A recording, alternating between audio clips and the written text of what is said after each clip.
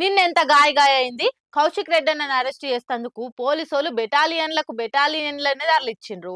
కసబ్ను arrest చేస్తందుకు Mumbai పోలీసోళ్ళు కూడా అంత కష్టపడి ఉండరు.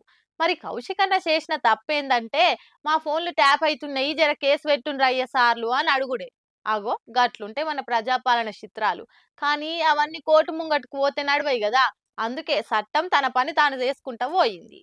దాక్కోను పోయిన కాడ దయ్యం పట్టుకున్నట్టు కంప్లైంట్ ఇద్దామని పోలీస్ స్టేషన్ కు పోయిన కాడనే పోలీసోలే కౌశిక్ అన్న మీద కేసులు రాసిన గొప్ప ముచ్చట మన బంజారా హిల్స్ పోలీస్ స్టేషన్ లో అయింది. మా ఫోన్లు ట్యాప్ అవుతున్నాయని కేసు పెడతందుకు పోయిన కౌశిక్ అన్న మీదనే ఉల్టా కేసు పెట్టిన ఉత్తమ సర్కారు తెలంగాణ సర్కార్ది. కేసు తీసుకోకుండా ఏసీపీ ఏడుకోబోతాడు. సిఐ గారు అర్జెంట్ గా పనుందని ఆగమాగం ఉరుకుతాడు. కేసు తీసుకోండి సార్ అంటే మాకు అడ్డం పడతావా అని కేసు పెడతారు. కరుడు గట్టిన ఉగ్రవాదిని మోస్ట్ వాంటెడ్ క్రిమినల్ ను అరెస్ట్ చేసినట్టు రోజంతా హంగామా చేసి అరెస్ట్ చేసి తీసుకుపోతారు. ఈ పోలీస్ స్టేషన్ ఆ పోలీస్ స్టేషన్ అని పోలీస్ స్టేషన్లు తిప్పి కస్టడీ పేరు మీద కష్టాల పాలు చేస్తారు. కానీ కోర్టులు ఇవన్నీ చూసుకుంటుండలేవు కదా. అందుకే కౌశిక్ ను అరెస్ట్ చేసిన విధానం చాలా తప్పు అనుకుంటా బెయిల్ ఇచ్చింది. అర్ధమరాత్రి జడ్జి సార్ ముంగటికి తీసుకపోతే ఎట్లా పడితే అట్లా అరెస్ట్ చేసుడేనా, రూల్స్ ఏం పాటించరా అని మొట్టికాయలేసినంత పని చేసింది. కాంగ్రెస్ వకీళ్ల వాదనల్లా పసలేదని కోర్టు కౌశిక్ అన్నకు బెయిల్ ఇచ్చింది. మరి ఎందుకింత పగ కౌశిక్ అన్న మీద?